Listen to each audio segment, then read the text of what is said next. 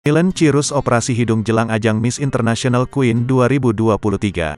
Millen Cyrus akan jalani operasi hidung jelang ajang Miss International Queen 2023.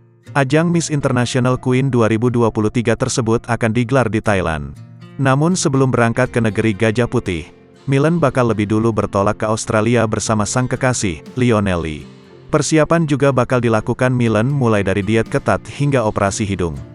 Sebelum berangkat ke Australia, Millen Cyrus terlihat berpamitan kepada Ashanty dengan didampingi oleh pacar bulenya.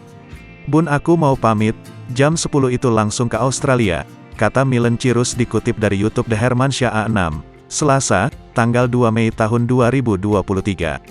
Tak hanya diet ketat, Millen Cyrus juga akan melakukan operasi hidung yang keempat kalinya.